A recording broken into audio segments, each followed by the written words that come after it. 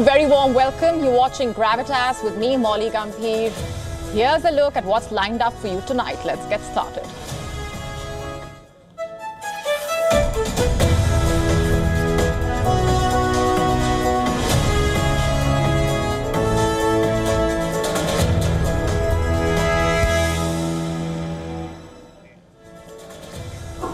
Is Muhammad Yunus a Democrat, or is he in fact an autocrat in disguise? With Yunus keeping 27 portfolios to himself in the newly formed interim government in Bangladesh, which was not chosen by the people, and with none of them having any prior experience of running a cabinet, what lies ahead for Bangladesh? That's our top story tonight, coming up shortly. And here's a look at what else is lined up for you on the show. Has Benjamin Netanyahu got an ultimatum from the United States? Where do the ceasefire talks really stand? What lies ahead? A controversial bill to reduce the legal marriage age of girls to 9 years old has been introduced in Iraq's parliament. We get the complete story. Will a megaquake strike Japan? What really is a megaquake? We tell you all that you need to know. All this and more lined up for you.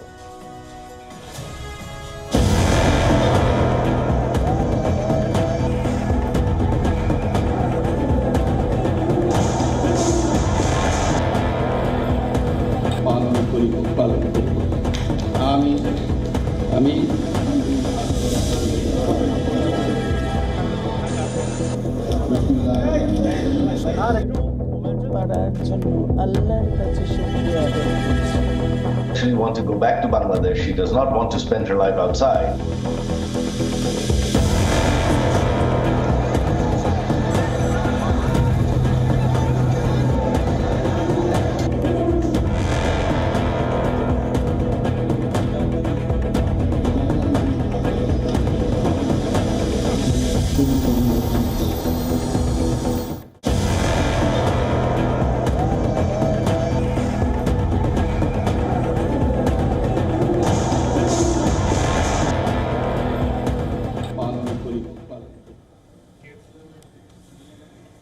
Is Muhammad Yunus a Democrat, or is he in fact an autocrat in disguise?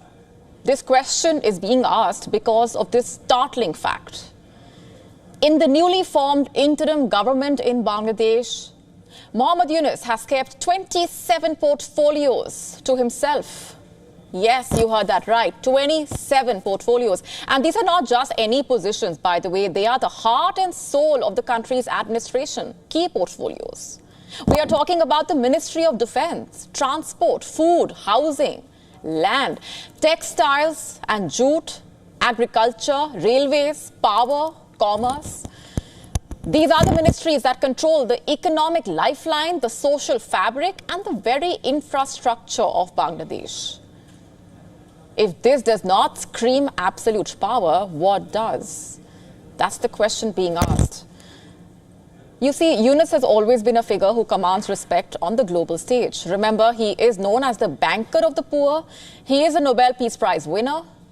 But what should the people of Bangladesh make of his actions at home? When he returned to the country, he spoke of a new dawn, of a rebirth for Bangladesh. But what do his latest moves actually tell us? Is this concentration of power a sign of democratic rebirth? Or is it the beginning of autocratic rule? Is this how Yunus plans to repay the trust of millions of Bangladeshis? By hoarding power? Can Bangladesh truly place its trust in a leader who appears to be consolidating power in such a manner? Or should the people be deeply concerned about the future of their democracy?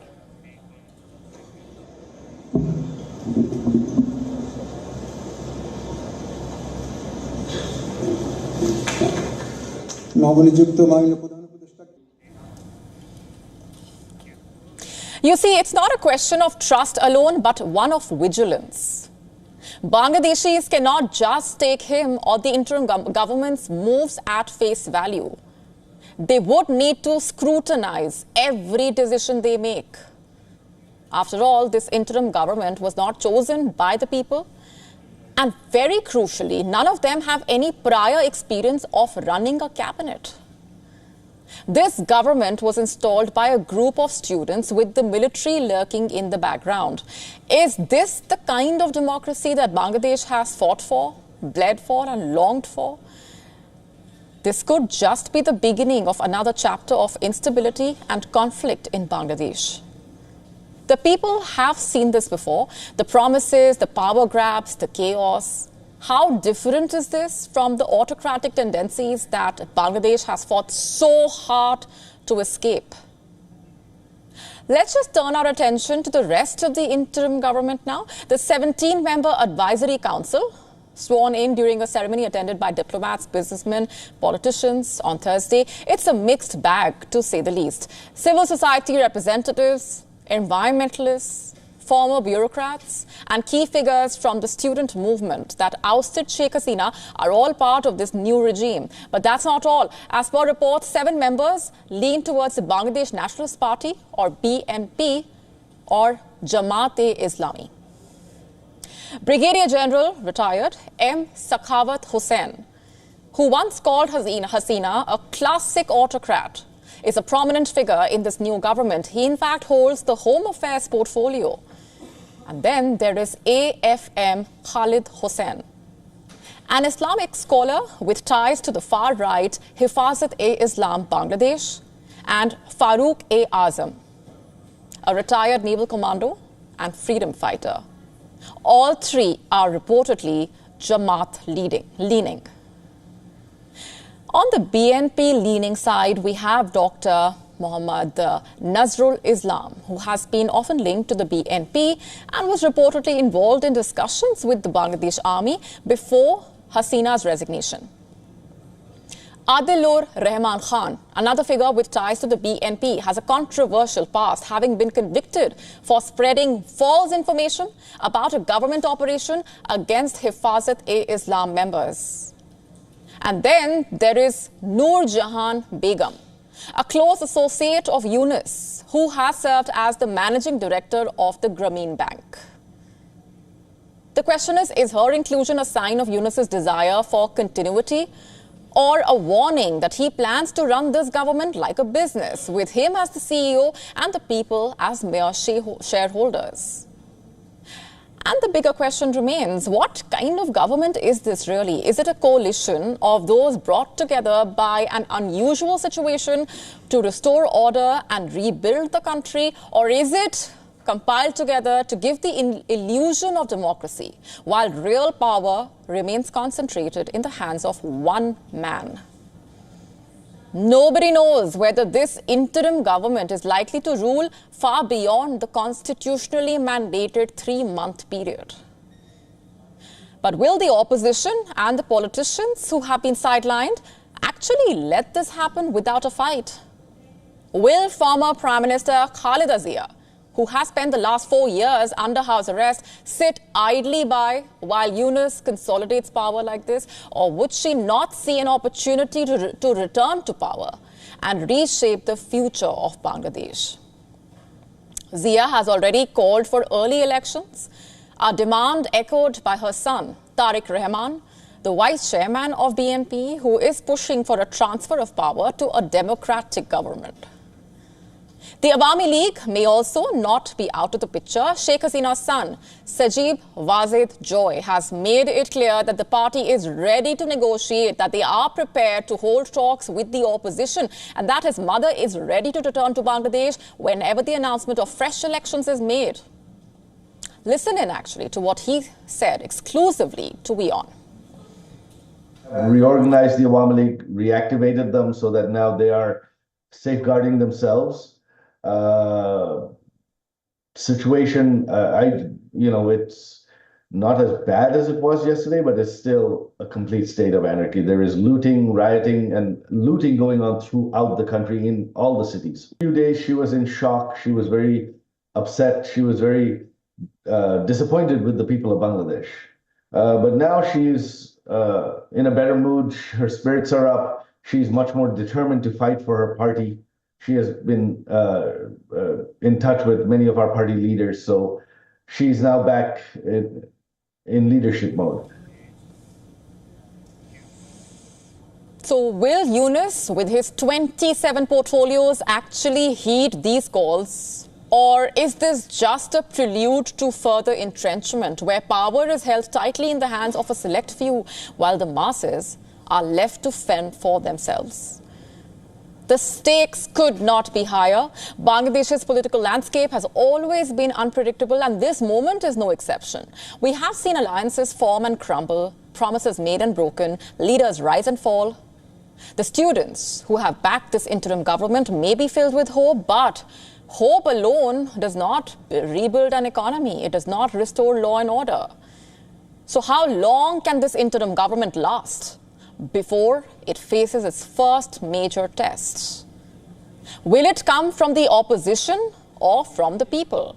And when that test arrives, will the government crumble or will it dig in its heels, leading the country down a path of further conflict?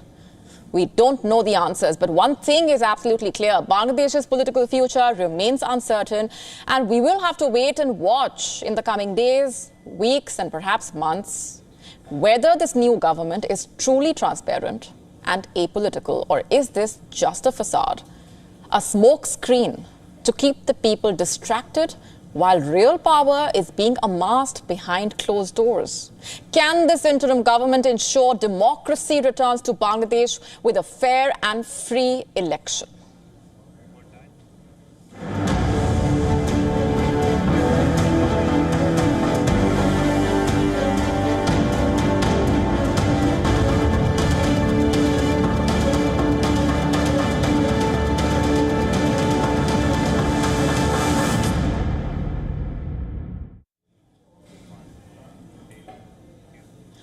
And our next story is about the Israeli Prime Minister Benjamin Netanyahu. He has been in the eye of the storm that has clouded West Asia since the war in Gaza broke out on the 7th of October last year. And from day one, Israelis have demanded that the Israeli leadership should take accountability, should take responsibility for what happened on the 7th of October. So far, apologies and admissions of security failure have come in from several Israeli figures, even from the Israeli military. But Prime Minister Netanyahu, well, he is a completely different story. He has refused to take accountability, refusing to talk about it with the Israeli media. That is, until today. Today, he has apologized. You heard that right. In an interview with Time magazine, the Israeli Prime Minister has apologized for what happened on the 7th of October 2023. The reporter asks him whether he would apologize, to which he responds by saying, I'm quoting, of course, I am sorry deeply that something like this happened, quote unquote. Now, this is big. For the first time, Netanyahu has said sorry for what happened. The question is, what explains this change of heart? Is it too late to apologize? Also, is he even truly sorry, or was this the result of outside pressure, like an ultimatum from the Americans? Also, who really is Netanyahu apologizing to? Remember, the Time magazine is an American publication, so his apology has come in English. If he can say sorry in English to a foreign outlet, what's stopping the Israeli leader from directly apologizing to the people of Israel in Hebrew?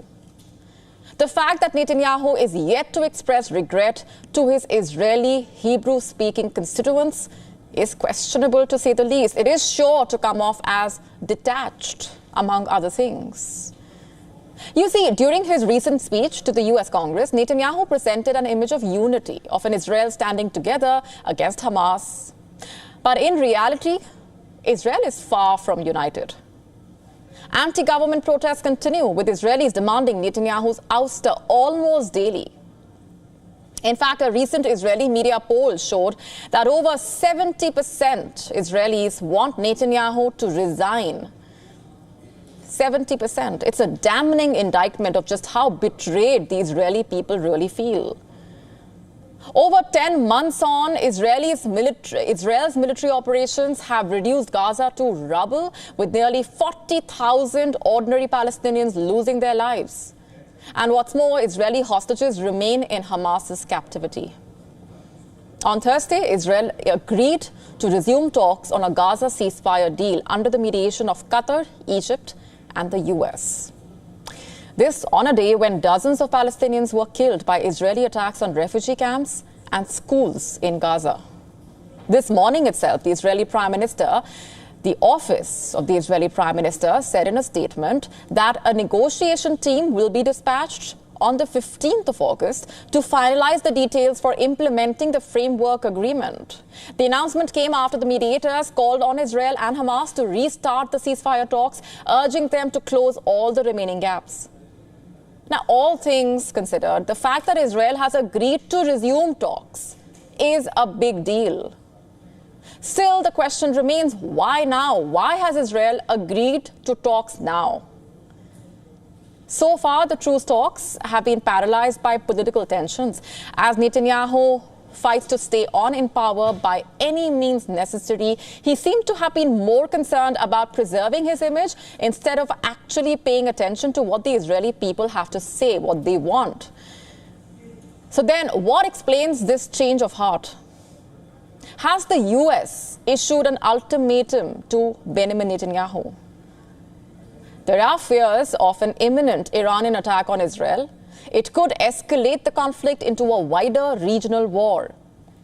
No one can afford a war right now, neither Israel nor Iran, not even the United States. In a few months from now, the presidential elections will take place in the US. If there ever was a need for all sides to dial down the tensions, it is now. Can the US get Israel to come to some sort of fair compromise in the name of regional peace?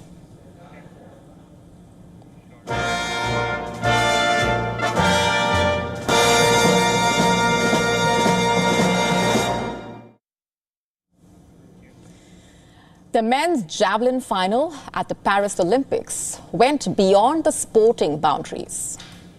Two friends and rivals finished on top as Pakistan's Arshad Nadeem clinched the gold, while India's Neeraj Chopra bagged the silver. Chopra has always won hearts with his comments, but wait till you hear what his mother had to say. Saroj Devi, the mother of India's golden boy, brushed aside any disappointment of her son missing the gold medal and captured the hearts of fans across the border with her touching remarks for Nadeem. Listen to this. नहीं जब तो बहुत खुश है हमने तो silver भी gold पर लग रहा गोल्ड उसका आएगा वो भी मारा लड़का जी मेहनत करके सब जा रहे थे फेवरेट खारा जरूर बनाएंगे आओगा जी फेवरेट जरूर बनाएंगे. There is constant talk of rivalry between Nadeem and Chopra in the sporting world. But there is nothing but love between the two, especially their mothers. They say if mothers ran the world, there would be no hate, no wars. Just like Chopra's mother, Nadeem's mother, Razia Parveen, also showed the beautiful power of love. In a profound statement to The Independent, she said, and I'm quoting her, "He, Neeraj, is also like my son. He is Nadeem's friend and also his brother. Wins and losses are part of the sport. May God bless him. May he win medals. They are like brothers. I have prayed for Neeraj too," quote unquote. Fans from both India and Pakistan were in complete awe of the spirit, the love, the affection showed by Chopra's mother, also Arshad's mother. Chopra and Nadeem have been frenemies and share a rather great camaraderie on and off the field. Chopra won India its first individual track and field gold medal at the Tokyo Olympics.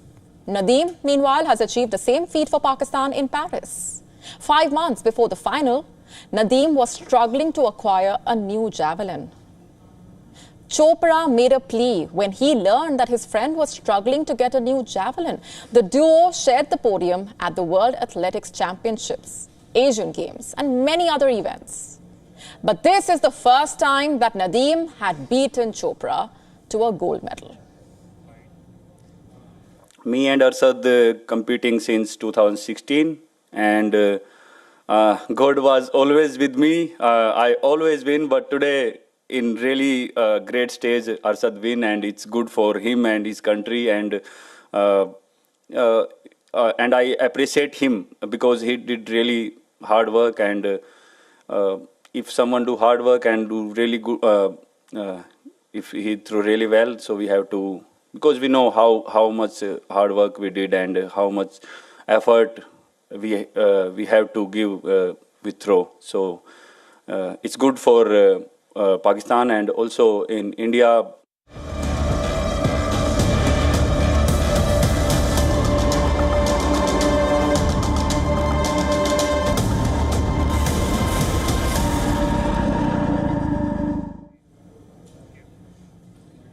Shifting focus now to the other war zone, the one in Ukraine. When its generals sent hundreds of troops and tanks into Russia's Kursk region, they no doubt caught the Russians off guard. The raid brought the world's attention back to the front lines of Ukraine. President Zelensky boasted to the world that Ukraine is also capable of surprise attacks. In fact, Ukrainian officials said it will instill fear among the Russians, and a fierce fighting is underway in the region of Kursk. But it has been over 3 days of fighting. The question is, did Ukraine launch that operation out of desperation? Was that cross-border operation a risky gamble? Did Ukraine just put its soldiers at risk by sending them inside Russian territory? Do they have the manpower or the weapons to sustain it? We ask that because we still don't know just what it is that Ukraine hopes to achieve. And let's not forget, Ukraine has scant military resources. This is also not the first time Ukraine has launched an incursion into Russia. They have been happening for over a year now, although they have been carried out by Russians fighting for Ukraine. They have obviously been assisted by the Ukrainian military, but not officially. This is the first time that the regular Ukrainian army has mounted an offensive on Russia. Sure, the attack forced Russia to scramble resources at its own border, but 3 days later, Russia is pummeling Ukrainian forces in Kursk. The Russian military, far superior than Ukraine, has been able to inflict heavy losses on Ukrainian troops that crossed over. In fact, according to the Russian Defense Ministry, Ukraine has lost nearly 1,000 soldiers, 102 armored vehicles, 12 tanks, 17 personnel carriers. And what's more, Russia has conducted airstrikes, destroyed a Ukrainian military column. In fact, the Russian MOD says that operation to repel and destroy the Ukrainian forces in Kursk continues. On Friday, Russia has moved extra tanks, troops and artillery to the region. Of course, this is as per Russian estimates, so take it as you will. Of course, Ukraine's advances cannot be underplayed.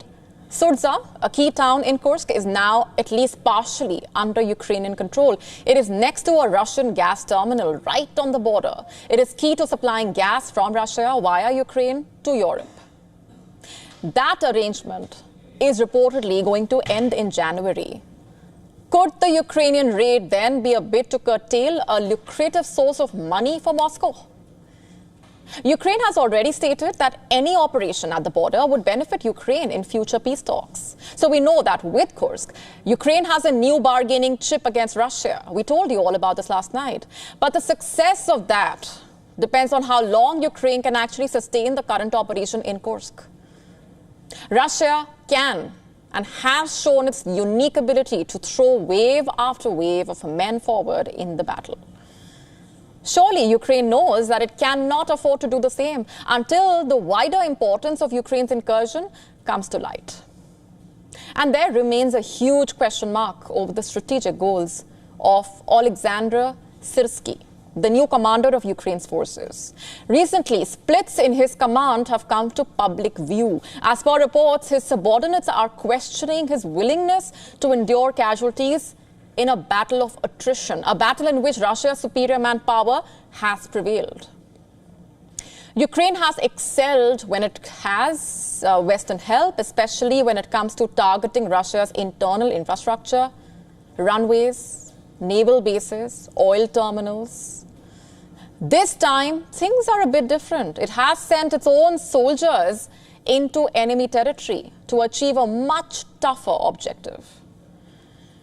Beating a far more bigger enemy on its own soil, is it really worth the risk? Will it improve its position on its own battlefield, where it has steadily lost ground to Russia? What does Ukraine ultimately hope to accomplish from this?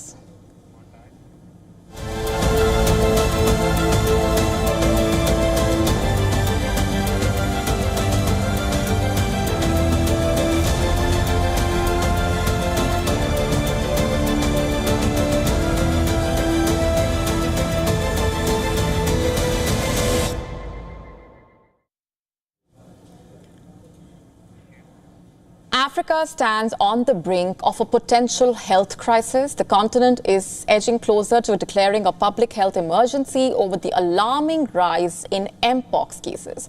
With nearly 900 cases of this viral infection reported in just a week. Our next report delves into more detail about this infection and whether the situation can be contained. The Africa Centers for Disease Control and Prevention has made it clear. The continent is edging closer to declaring a public health emergency over the alarming rise in Mpox cases. The situation has escalated so rapidly that the Public Health Agency has already initiated active engagement with African Union member states to contain the outbreak before it spirals out of control and becomes a pandemic. Mpox has claimed 461 lives this year. Over the past week alone, the continent has reported 887 new confirmed and suspected cases of Mpox, bringing the total for the year to a staggering 15,132 cases. These numbers represent a 160% increase compared to the same period last year. What is Mpox? It is a viral disease that causes painful rashes and flu-like symptoms. 16 countries have reported cases, with the Democratic Republic of Congo having the highest number, more than 90% of the cases. In fact, for some nations like Burundi, Kenya, Rwanda and Uganda, this is their first encounter with the virus. The World Health Organization indicated that an emergency committee might soon be convened to decide whether Mpox should be declared a global emergency. This would be a significant escalation. The virus was first recorded in humans in 1970 in what is now the Democratic Republic of Congo. Until 2 years ago, it was known as monkeypox. While the West has managed to bring the spread under control through the use of vaccines, Africa finds itself in a much more precarious position. The continent faces a severe vaccine shortage, with only 200,000 doses available against a demand of at least 10 million. Experts cited this shortage as a significant obstacle in controlling the virus's spread in the continent. The African Union recently made an emergency allocation of $10.4 million to support efforts against the Mpox outbreak. The specter of a more virulent strain of the virus, reported by scientists in the DRC in May, looms large. This new strain is believed to be more contagious, which could make an already dire situation even worse. The stakes couldn't be higher. The lives of millions potentially hang in the balance, especially in a continent where health infrastructure is already stretched thin by other endemic diseases.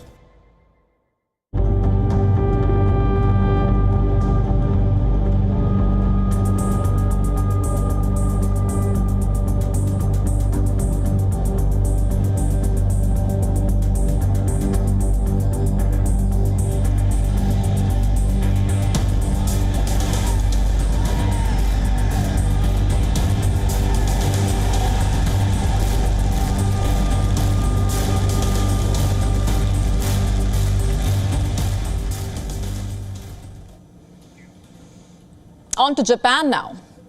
It is preparing for a megaquake. The country is on alert. Japan's Prime Minister Fumio Kishida, in fact, has cancelled his visit abroad. Kishida was supposed to travel to Central Asia, to Kazakhstan's capital Astana to be specific, but that trip has now been shelved because the country's Met agency has issued its first ever warning of a megaquake. First things first, what are megaquakes? What kind of a disaster is Japan staring at? Have Japanese scientists been able to predict the time and place of the megaquake? We will get to all of that, but let's just start off with what the authorities really are saying. Here's the alert issued by the Japan Met Department. It reads, and I'm quoting here, "The likelihood of a new major earthquake is higher than normal," quote unquote. Like I mentioned, this is the first ever warning about a possible megaquake around the Nankai Trough. What is the Nankai Trough? It is an 800-kilometer long trench. This is on the floor of the Pacific where two tectonic plates meet. The trough runs from Shizuoka in the west of Tokyo to the southern tip of Kyushu. There have been 8 or 9 magnitude quakes in the Nankai Trough every 100 to 200 years. In fact, these earthquakes in the trough have triggered giant tsunamis. The last megaquake along the Nankai Trough was in the year 1946. On the 21st of December that year, an 8.4 magnitude quake struck Japan. Why has Japan issued a megaquake alert 78 years later? The trigger was a 7.1 magnitude earthquake. It struck Japan on the 8th of August and off the coast of Kyushu. This prompted Japan's Met agency to issue an alert. Why? Because the earthquake was at the boundary of the plate. And what's more, megaquakes often occur in pairs. So experts believe that Thursday's quake was a foreshock, that something more dangerous could be on the horizon. What happens next? An expert committee meets, evaluates the situation, and if needed, updates the alert level. Currently, the alert level is on the lower side. This alert is expected to be in place for a week. And here's the thing. The alert does not guarantee that there will surely be a megaquake within a specific time frame. What it does is alerts the authorities and the residents. Megaquakes happen once in 100 to 200 years, but when they do happen, that cannot be predicted. Japan does have automated warning systems where the country has warned that a quake could occur within seconds. Previously, Japanese authorities believed that there was a 70% chance of a megaquake hitting Japan within the next 30 years. This number is now being revised. What happens when history repeats itself? Experts say that if a megaquake strikes Nankai Trough, then tremors will widely be felt. Areas in Kanto region would feel the tremors, as will places in Kyushu. And what's more, the megaquake could lead to tsunami waves hitting the Pacific coast. From Okinawa to Kanto, the entire coast could be under danger. Let me just once again read out for you what Japan's Met agency's megaquake alert says. I'm quoting, "If a major earthquake were to occur in the future, strong shaking and large tsunamis would be generated," quote unquote. Experts say a megaquake in this region can threaten 300,000 lives. It could lead to financial losses worth $13 trillion. So is Japan really prepared for a megaquake is the question. You see, earthquakes are not uncommon in Japan. This is one of the world's most seismically active countries after all. The country sits atop 4 major tectonic plates. Every year, there are at least 1,500 earthquakes in Japan. 1,500. And like we mentioned, earthquakes are not rare in Japan, but megaquakes are, and they can be devastating.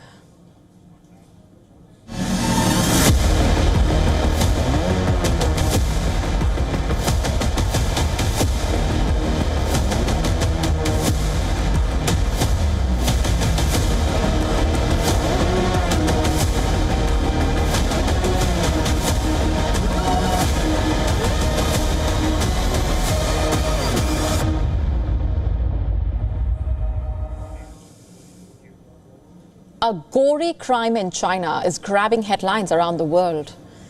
This crime involves theft of corpses. The Chinese state machinery is trying very hard to scrub the internet of this story.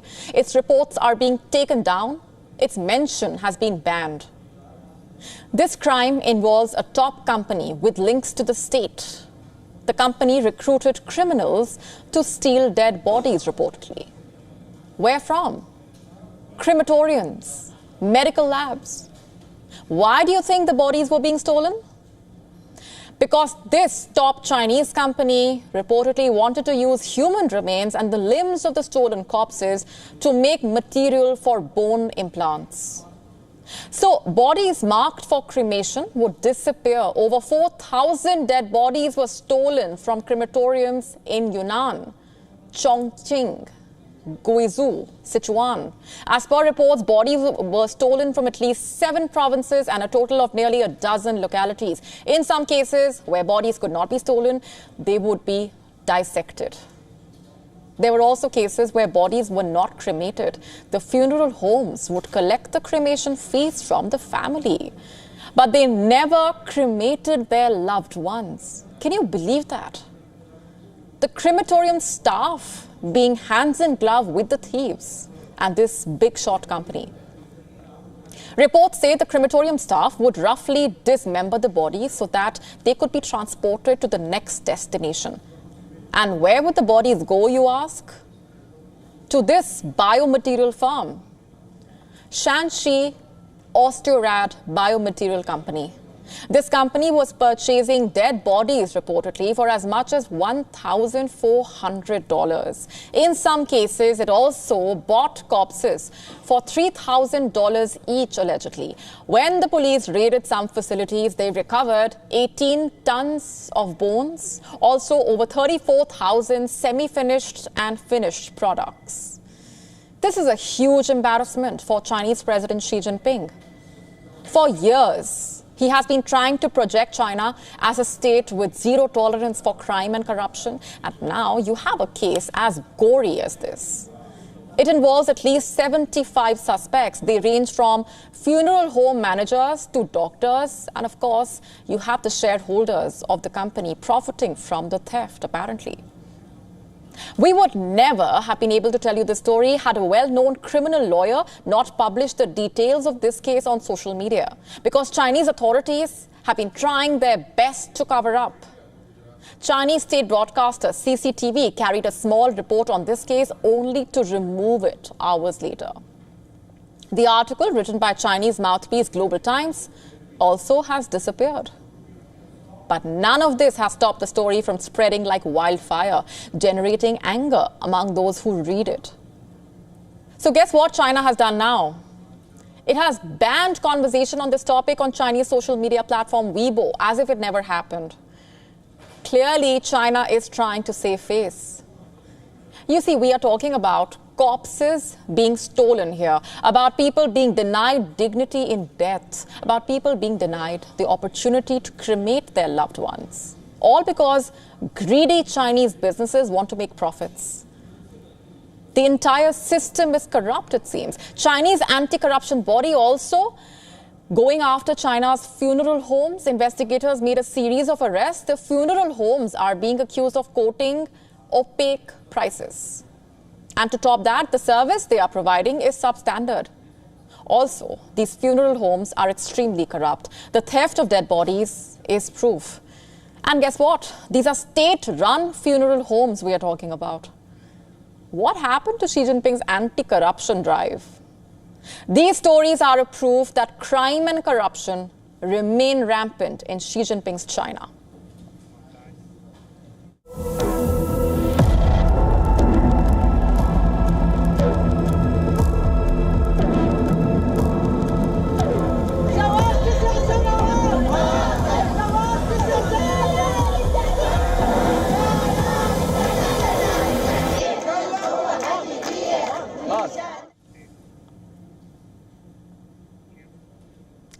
We now turn our attention to Iraq, where a controversial bill seeks to lower the legal age of marriage for girls to just 9 years old. 9 years old. Can you believe that? Just imagine the lives and futures of countless young girls who deserve to be playing in playgrounds and sitting in classrooms, getting married, possibly forced into lives they are far too young to comprehend. Let's just break this down for you. The Iraq Justice Ministry introduced this legislation aiming to amend the country's personal status law. Presently, this law sets the minimum age for marriage at 18. Imagine a society where a 9-year-old girl, a mere child, is deemed fit for marriage. It is a prospect that should shake the conscience of anyone who values human rights. The bill, in its current form, would give Iraqis the option to resolve family matters through religious authorities rather than the civil judiciary. Now, on the surface, it might seem like a choice, but in reality, this could pave the way for a dramatic erosion of women's rights in areas like inheritance, divorce, child custody. The question we must ask ourselves is, who truly benefits from such a law? Is it the young girls who will be thrust into marriage before they even hit puberty? Or is it those in power who seek to tighten their grip on society by reinforcing patriarchal norms? Now, if this bill becomes law, it will allow girls as young as 9 and boys as young as 15 to marry, just 9 years old. Critics, including human rights organizations, women's groups, civil society activists, have sounded the alarm, warning that this will open the floodgates for increased child marriages and, by extension, exploitation. They warn that such a move could have devastating consequences and implications for young girls, particularly in terms of education, health, and overall well-being, of course. Imagine being in a society where a child is forced into adulthood long before she has had the chance to experience her own childhood. The statistics, by the way, are already grim. According to UNICEF, 28% of girls in Iraq are married before they turn 18. This is under the current law. Just imagine what will happen if the legal age is reduced to 9. Will we see that percentage skyrocket? An entire generation of girls, in a way, robbed of their future. Activists have spoken out against the bill, arguing that it provides excessive leeway for male dominance over family issues. And also, does Iraq really need to further entrench patriarchal power? Shouldn't the law serve as a shield to protect the vulnerable rather than a weapon to control them? In late July, there was a brief moment of hope when the Iraqi parliament withdrew the proposed changes after a wave of objections from lawmakers. However, that hope was short-lived. The bill resurfaced on the 4th of August, bolstered by the support of powerful Shia blocs. The proposed changes marking a significant departure from the 1959 legislation, which shifted family law authority from religious figures to the state judiciary after the fall of the Iraqi monarchy. And now, more than half a century later, we see a push to reverse that progress. The bill would reintroduce the option to apply religious rules primarily from Shia and Sunni Islam. As per reports, proponents of the bill argue that it aims to standardize Islamic law and protect young girls from quote-unquote immoral relationships. But let's just call this what it really is, a feeble justification that does not hold up under scrutiny. How can having a 9-year-old marry be seen as protection? How does this safeguard the innocence and well-being of young girls? The truth is, the bill ignores the harsh realities of child marriage. It turns a blind eye to the suffering it will inevitably cause. As this bill continues to make its way through the legislative process, the fate of countless young girls, their future, hangs in the balance. And shifting focus for now, the Paris Olympics almost over. In just 2 days, the world's grandest sporting extravaganza will come to an end, but that does not mean that there will be a lull in the world of sport. The European club football season kicks off in a week. And before the action begins on the field, a rather bizarre story has come out of English Premier League side Arsenal. You see, Arsenal are one of the favourites to challenge for the Premier League title.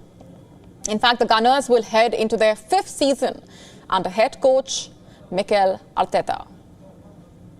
Arsenal have made significant strides under the Spaniard, going from battling for Champions League spots to actually finishing second behind Manchester City for 2 consecutive seasons. And during this time at the Emirates, Arteta has earned a reputation of an innovative thinker and an unconventional manager. And he is not afraid to try something new if he thinks it will give his team an edge. Arteta once brought an olive tree into a team meeting. He was also filmed using a light bulb during a team talk. Not just that, he adopted a dog named Win and brings him to the training ground. And he even had his players train to Liverpool's anthem, "You will never walk alone," quote unquote, as they prepare to face the Reds. Now, another of Arteta's so-called crazy ideas has come to light. According to reports, the Spaniard once hired professional pickpockets to target his own team. You heard that right. At a team dinner, the pickpockets went to work reportedly and swiped the players' belongings. At the end of the meal, Arteta asked the players to empty their pockets, and many discovered then that their valuables were missing. So what was the reason behind this unusual stunt, you ask? Well, Arteta used the stunt to teach his players the importance of always being alert. He wants his team to remain vigilant at all times as they head into the new Premier League season. In fact, Arsenal have been accused of crumbling under pressure over the past 2 seasons. Will this tactic help the Gunners end their 2-decade-long Premier League trophy drought? Only time will tell.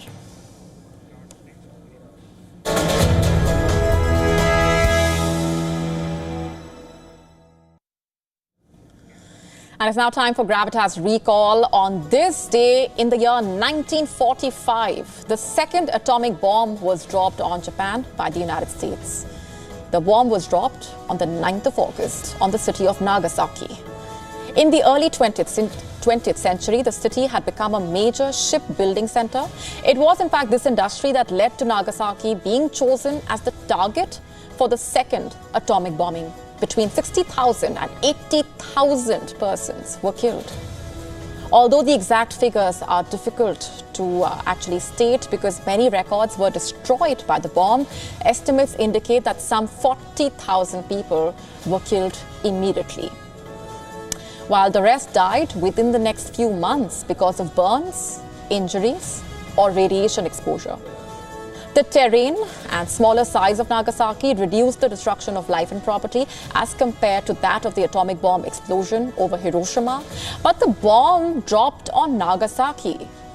It was significantly more powerful than the first one. About 40% of the city's buildings were completely destroyed or severely damaged. Since World War II, the city has been rebuilt and has become a spiritual center for movements to ban nuclear weapons. 79 years later, the world is once again facing a deep division over nuclear proliferation amid multiple conflicts. Commemorating the anniversary of the bombing, the Japanese Prime Minister today urged the world, I'm quoting, "Let Nagasaki be the last place to suffer an atomic bombing."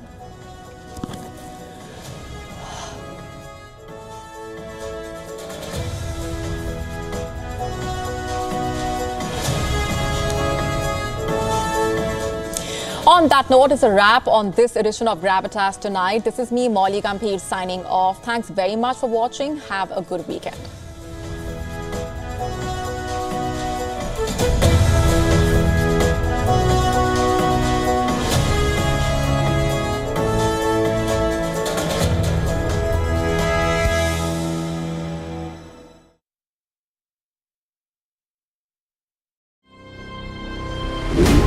The quest for an Olympic medal has begun.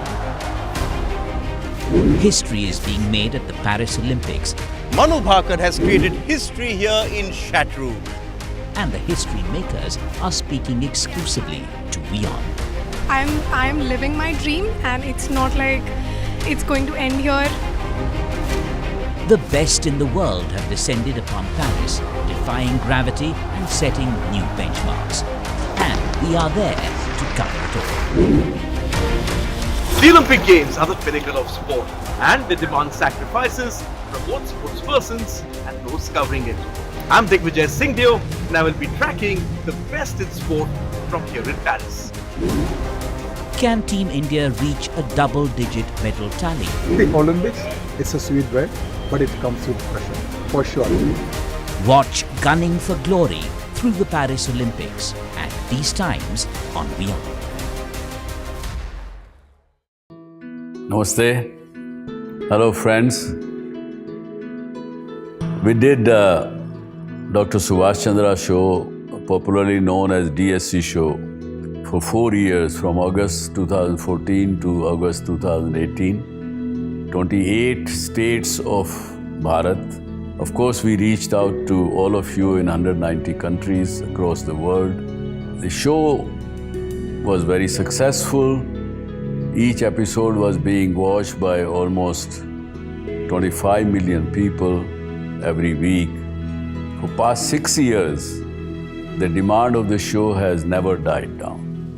People write to us, people ask for the show to restart again. Hence, we are beginning the show once again on All Z Network, also on WION, which is the global network channel from India. Again, thank you for your love and affection. See you soon at Subhash Chandra Show.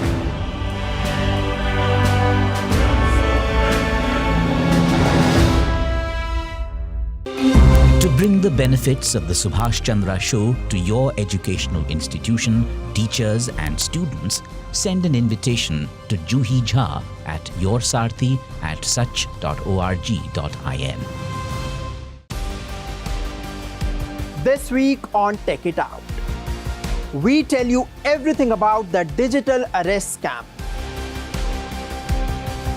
We explain how you can choose a good password manager and find out about the latest advancements in the field of robotics. This and more on WION World is One at these times.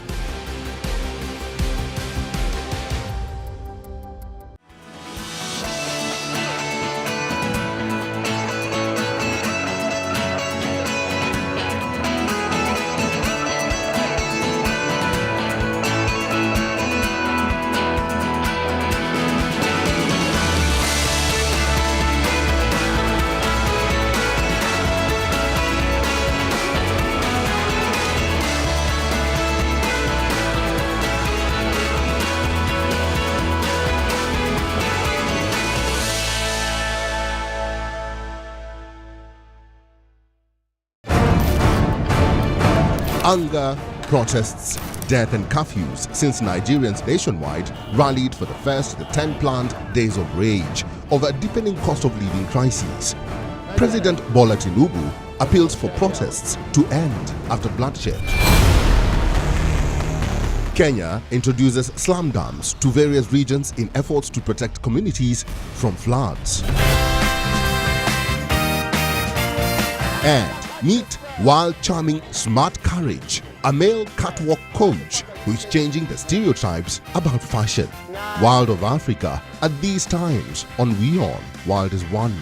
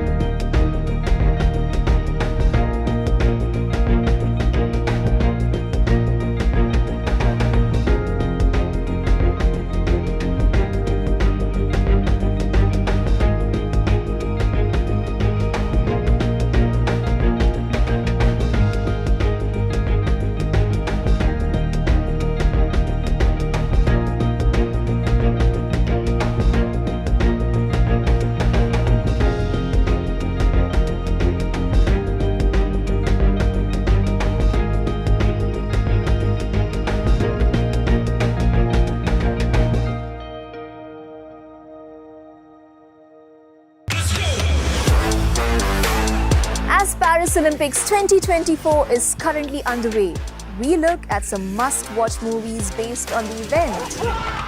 What are you doing watching this video? Why aren't you at my show? Meet Indian comedian and actor Sumukhi Suresh. and learn some lesser-known facts about birthday boy Chris Hemsworth. All this and much more with me, Isha Hanspal, at these times, only on WION Club. Join Wings this weekend, where we soar through time and history as India gears up for Independence Day. Uncover historic places across India that resonate with the spirit of freedom. From the grandeur of India's past to the vibrant celebrations in Nepal, check out the colorful Rato Machindranath Chariot Festival. Don't miss the journey looking for cultural festivals across the globe, from Central Asia to South America. And the latest stories from the tourism sector in China. Only on WION. World is One.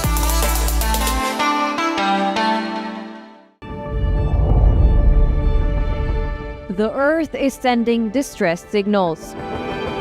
Wildfires, droughts, and melting glaciers. Can we reverse the damage?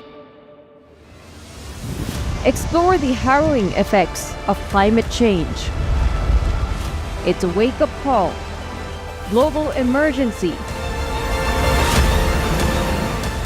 Climate Tracker on WION World is One. This week on Inside South Asia, public fury wins and Sheikh Hasina flees. What's next for Bangladesh, and how does this impact India?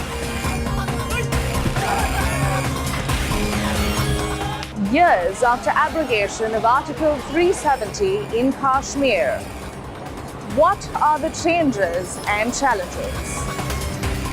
Amendments to India's Waqf Act. जिनको हक नहीं मिला है, उनको हक देने के लिए ये बिल लाया गया है. Will the age-old paradigms find acceptance? All this and much more on Inside South Asia.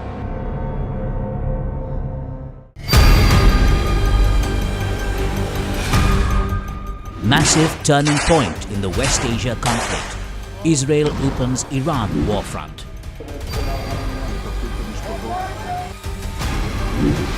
Hamas chief Ismail Haniyeh killed in Tehran, a targeted attack during a visit to Iran for the new president's inauguration. Nearly 2,000 kilometers away in Beirut, Israel kills a top Hezbollah commander in a targeted strike. West Asia on the boil, war clouds darken, and the threat of a wider conflict grows bigger than ever.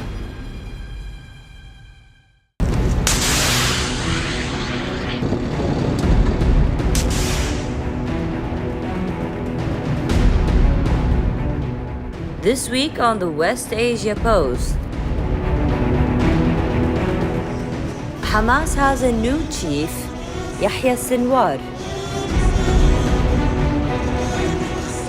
Will Sinwar help bring a ceasefire in Gaza? The Israeli forces are on high alert. Will Iran follow through on its threat to avenge the death of Ismail Haniyeh at a time and place of its choosing? Also on the show, Israeli media footage shows abuse of Palestinian prisoners. Rockets hit Iraq's air base housing US soldiers. Watch the West Asia Post with me, Radi Francis, only on WION World is One.